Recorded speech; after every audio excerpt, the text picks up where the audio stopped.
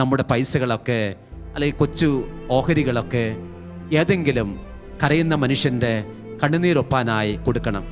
അത് കൊടുക്കുന്ന നേരത്ത് ഒരു കാര്യം ഉറപ്പിക്കണം, അയാൾക്ക് ഒരു വിധത്തിലും നമുക്ക് മടക്കി തരാനായിട്ട് പാടില്ല. ഒരിക്കലും മടക്കി തരികയില്ല എന്നും ഒരു പക്ഷെ ഒരിക്കലും കാണാൻ ഇടയില്ല എന്നും ചിന്തിക്കുന്ന ആ മനുഷ്യൻ്റെ കൈകളിലേക്ക് നിങ്ങൾ കൊടുക്കുക. കാരണം അവനിൽ ഈശോ ഉണ്ട്. നമ്മുടെ ഈ ശുശ്രൂഷയുടെ സമാപനത്തിലേക്ക് നമ്മൾ പ്രവേശിക്കുമ്പോൾ ദിവ്യകാരുണ്യ ഈശോയുടെ സാന്നിധ്യത്തിൽ ലിയോ 13 മാർപ്പാപ്പ ഒരുക്കിയ ഡെലിവറൻസിൻ്റെ പ്രാർത്ഥനയാണ് ഇവിടെ പ്രാർത്ഥിക്കുന്നത്.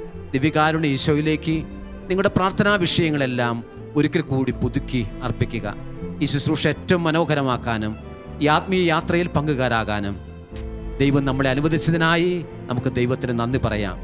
ഇതിനു വേണ്ടി ലോകത്തിൻ്റെ വിവിധങ്ങളായ ഭാഗങ്ങളിലായിരുന്ന് നിങ്ങളുടെ നിയോഗങ്ങളെ ലക്ഷ്യമാക്കിക്കൊണ്ട് പ്രാർത്ഥിച്ച ദൈവമക്കളെ, വിശുദ്ധ കുർബാനകൾ അർപ്പിച്ച വൈദികരെ, ഈ ശുശ്രൂഷ ഏറ്റവും നല്ല ഔട്ടായി പുറത്തു കൊണ്ടുവരുവാൻ, നന്നായി വാച്ച് ചെയ്യാൻ പറ്റുന്ന പാകത്തിലാക്കി എടുക്കുവാൻ അധ്വാനിച്ച ശലോമിലെ എല്ലാ ശുശ്രൂഷകരെയും സ്നേഹത്തോടെ ദൈവകരങ്ങളിൽ അർപ്പിക്കുക.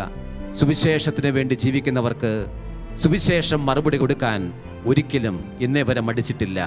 അത് കർത്താവ് ചെയ്യുക തന്നെ ചെയ്യും.